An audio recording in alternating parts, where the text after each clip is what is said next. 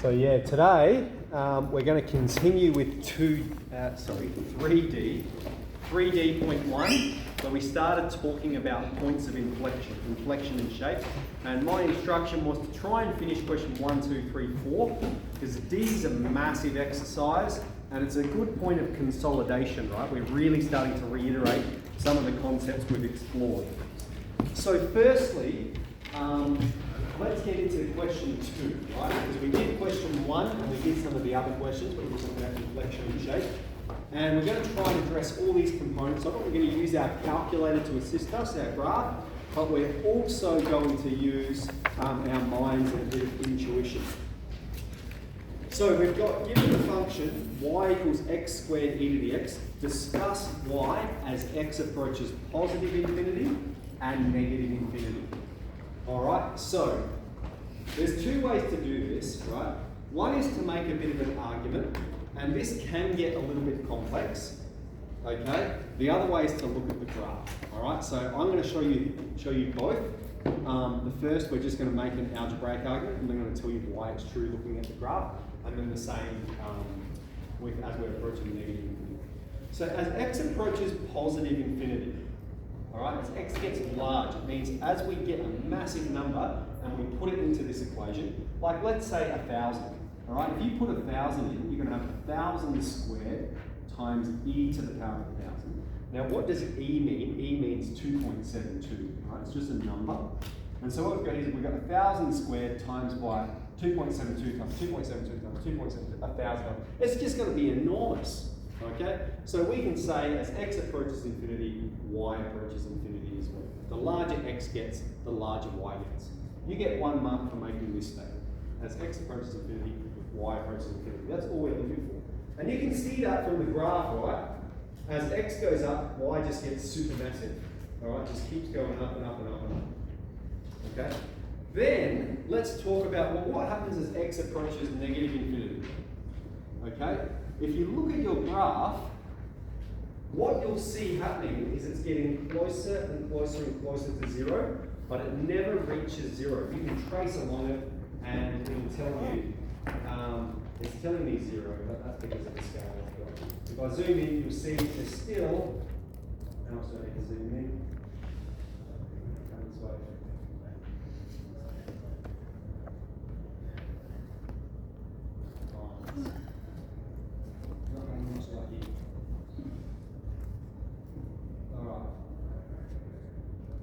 Alright, you can see it's close, but it's not quite 0. Alright, I have to zoom in a lot there. Look at it, 0.0000464. And so what we can see is as x approaches infinity, y is approaching 0. It's getting closer and closer to 0. But let's be deliberate about it. It's not just approaching 0, it's approaching 0 from the positive direction. Alright, in that it's still positive. It's not approaching it from the negative side. It's not coming from below the x-axis. It's coming from above. Now I'm going to make an argument as to why this is true. So we say, well, let's consider negative 1,000. Okay, if x is negative 1,000, what's going on? So we're going to have minus 1,000 squared times e to the power of minus 1,000. Right, that's what would happen. Now this here is going to be a positive number, right? It's going to be positive 1,000 squared. And this here is going to be 1 on top of e to the power of 1,000. All right, and what is e but 2.72? And so what we've got here, we've got 1 divided by 2.72 times 2.72 times 2. Like this number is enormous at the bottom. 1 divided by an enormous number is 0, right? And we have 0 times a large number, 0. It doesn't matter how large this is, it's going to be 0 times it, it's going to equal 0. That's the essence of it. There is a little bit more to explore here, but I don't want to make it more confusing than it already is. For our purposes, look at the graph. As x approaches infinity, y is approaching 0 from the positive direction. So Crunchy, we can look at the graph and we can make these sort of algebraic arguments in our head. All right, let's move on to the second part. Find f dash of x and draw its sign diagram. So if we have f of x, or y, is x squared e to the x, we need to use the product rule, x squared times e of x. So I'm going to go u is x squared, u dash is 2x, v is e to the x, and v dash is e to the x.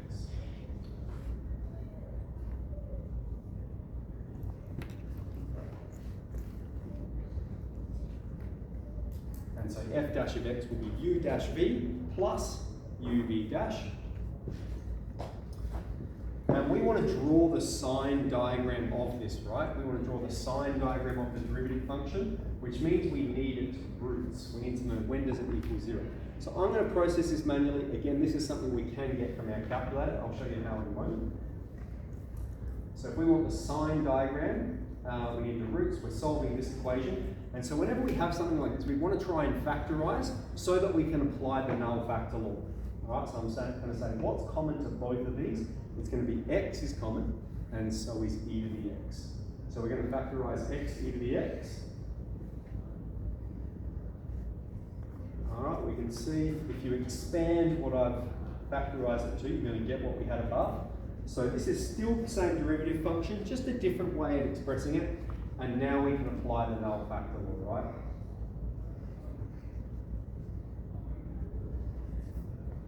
So e to the x doesn't equal 0, so therefore x is 0 or x is minus 2. Alright, so we've got the two roots on the sign diagram.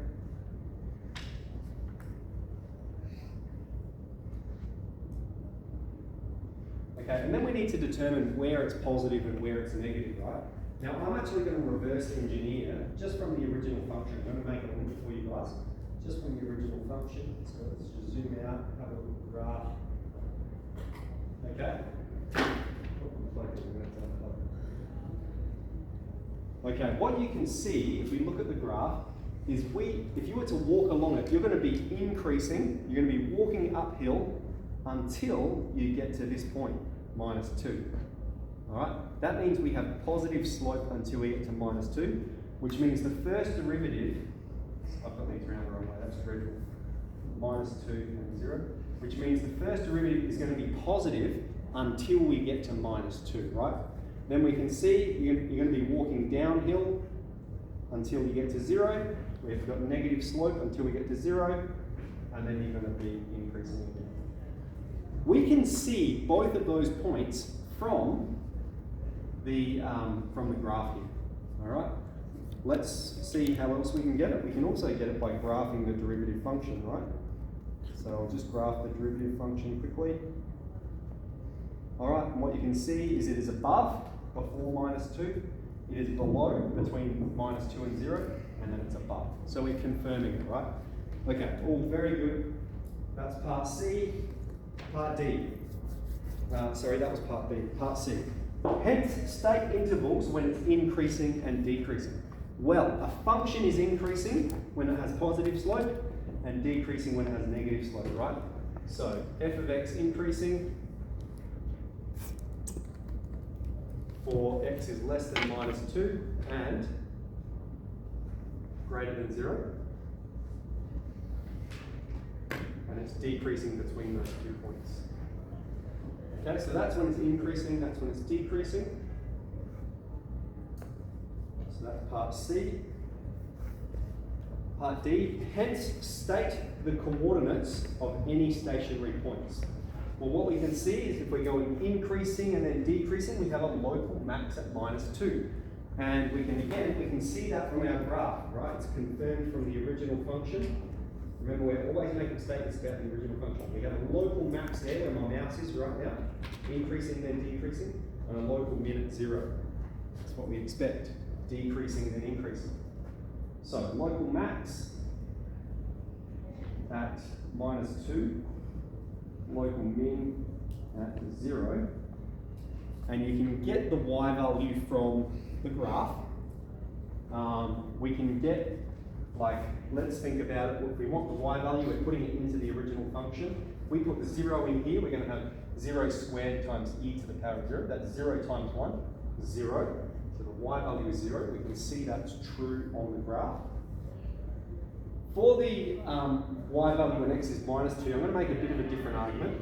What we'll have is we'll have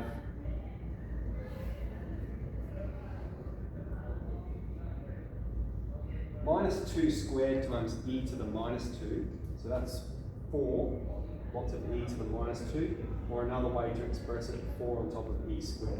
Here, the usefulness of this, the utility here is that that's expressed exactly. It includes every possible decimal place. So we're going to write that one in there. Often, so this is a bit of a giveaway, is if it asks for something exactly, it means in terms of e, in terms of ln, in terms of square roots, it means don't calculate it to 3 significant figures because that's not exact. You perform some rounding. Exact includes every possible value that can occur. And the utility of this is you can't just G-solve that from your calculator. It requires a bit of thought, a bit of intuition, right? So that's sort of where you've got your calculator to assist you, but there is a bit of algebra involved in the question. All right, so we've done that, that's part D. So there was C, here's D, we've got local max, local min. Okay, let's move on to E. Find the second derivative and draw its sign diagram. So I'm going to take this form of the first derivative, and I'm going to differentiate this one. It doesn't matter, it's all going to end up the same. I'm going to take this one, and I'm going to make an argument as to why important. So we've got f dash of x is x e to the x, 2x e to the x, plus x squared e to the x. 2x e to the x plus x squared e to the x. Okay, now, why this is useful for us is we know if you differentiate this, x squared e to the x, this is what you get. Okay, this was the original function, we differentiate it, and this is what we got. So therefore, if we perform the second derivative, we know this component of it is going to 2x e to the x plus x squared e to the x, okay? That's the derivative of that component, and so then now we only need to focus on this part of it, 2x e to the x. All right. Otherwise, if we're doing this form, we have to use the product rule twice because we've got u times v times another function. All right. So that's a little bit confusing, but I'm saying let's focus on the non-factorized form. We know when you differentiate that, it goes to that because that was the first derivative. And so therefore we know if we differentiate that, it goes to exactly what we have. Now we just need to differentiate this part here. And so we need to use the product rule for this component again. U is 2x, u dash will be 2, v is e to the x, v dash will be e to the x.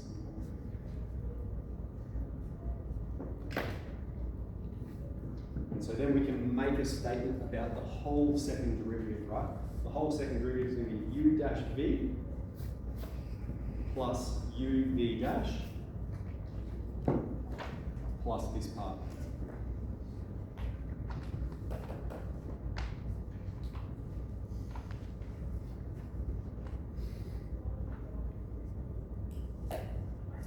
Okay, so we want to draw the sign diagram. We want to find when does this equal 0. And so we're looking along and we're going, what can we factorize? E to the x is the only term that is common, right? So we're going to factorize e to the x. And I'll just write what I'm left with when I factorize e to the x.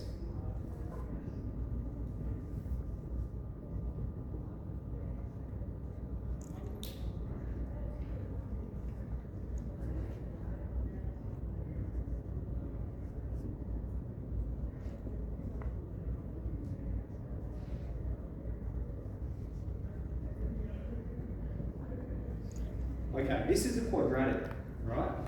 And this is a good opportunity for us to do a bit of a recap of some of the properties of quadratics. Because if we want to find the roots, all right, if we want to find the roots, we're going to have to factorize that, all right? And from here, we could like look at our calculator and sort of G-solve the roots, okay? We could put them in equation solver. One way we can check if it has rational roots is the discriminant. Okay, so I'm going to remind you of two things here. Firstly, the quadratic formula.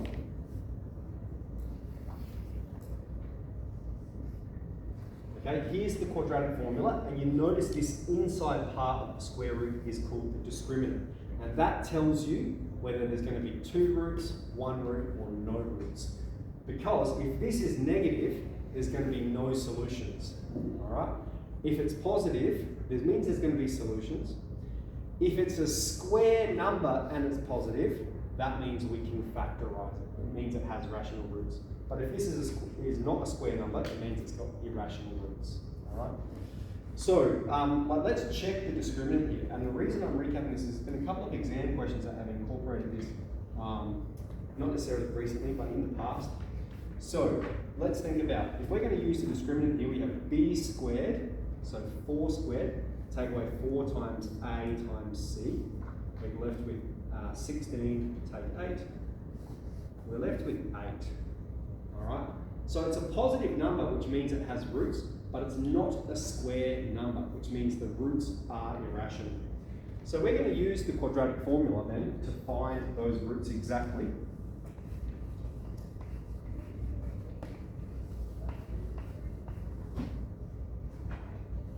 All right, so we've got x is going to be minus b.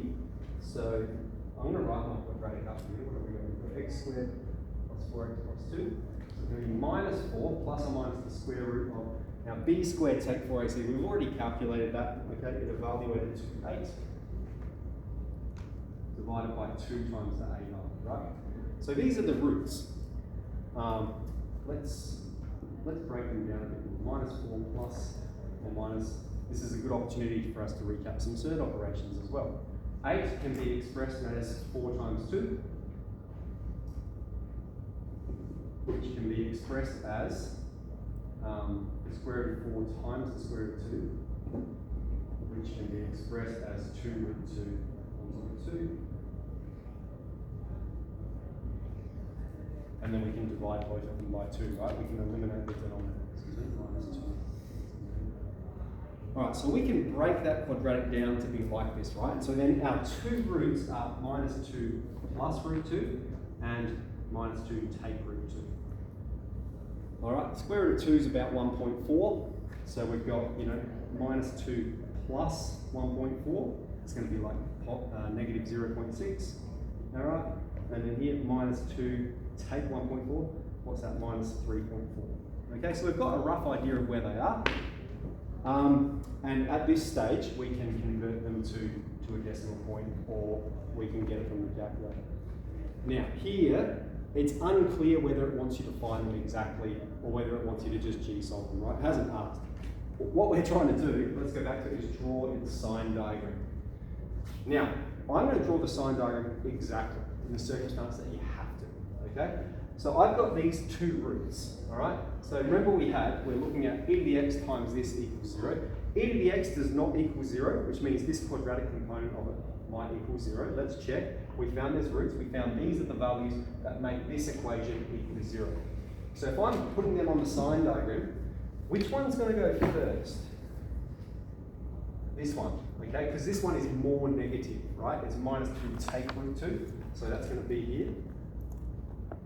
And this one is minus 2 plus root 2, okay? And then we're saying, so 2 ways to get it. I'm going to show you both. I'll show you from the second derivative first.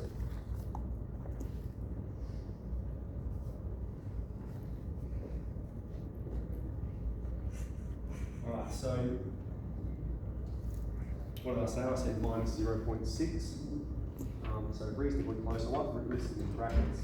Minus 0.586. And for this one, minus 3.586. Minus 3.4.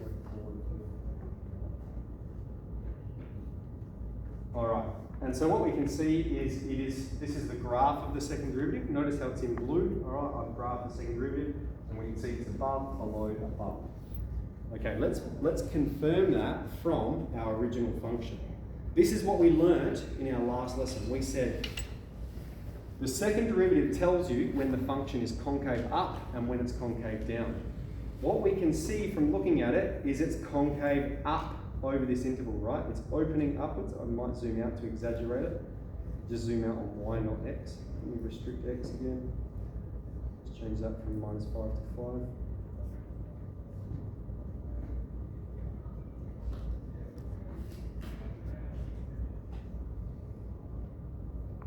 All right, so you can see concave up here, and then it changes to be concave down around there.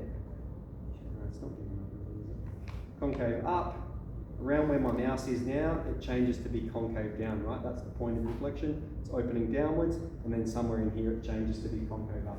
So we can reverse engineer that from the original function. We can see where it's positive and negative from the original function.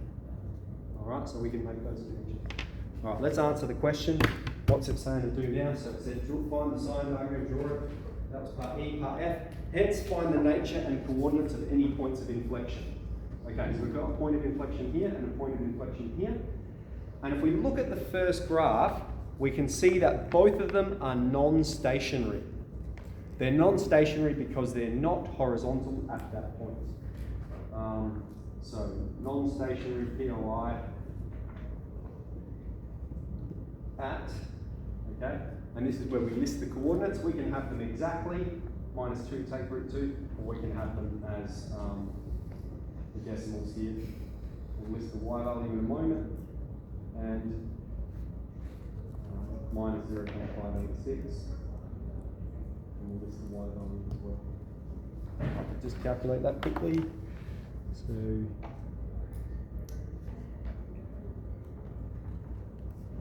$0.586. It's 1.91. 0.191, sorry.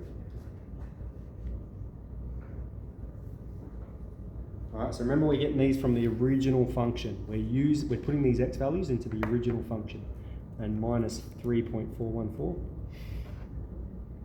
That's the point of inflection there, where it changes from being concave up to concave down, 0.384.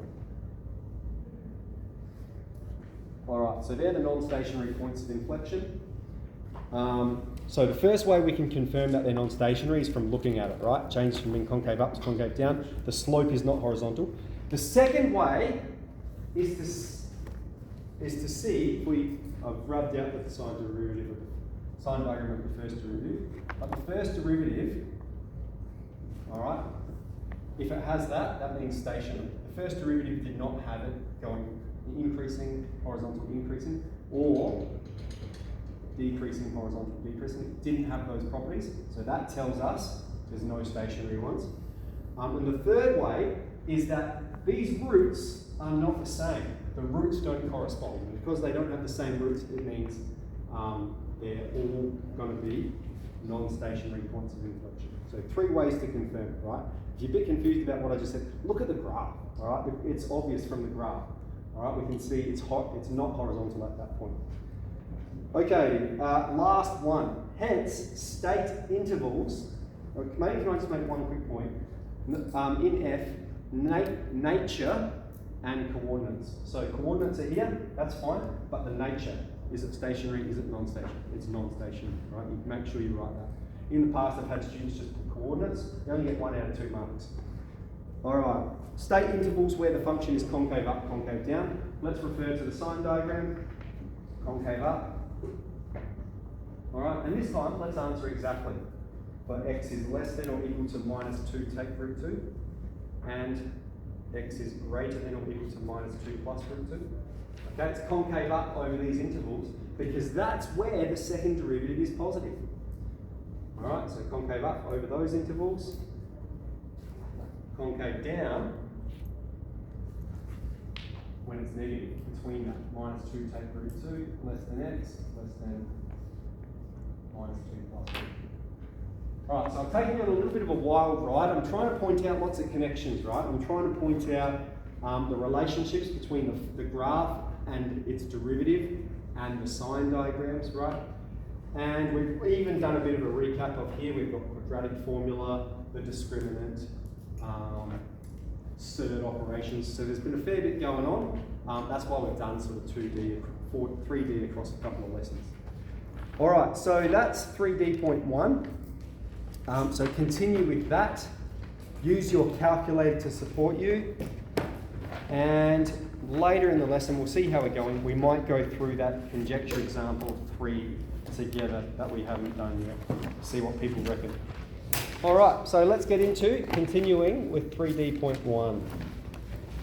I'm sorry, I was going to the toilet quickly. Yeah, of course.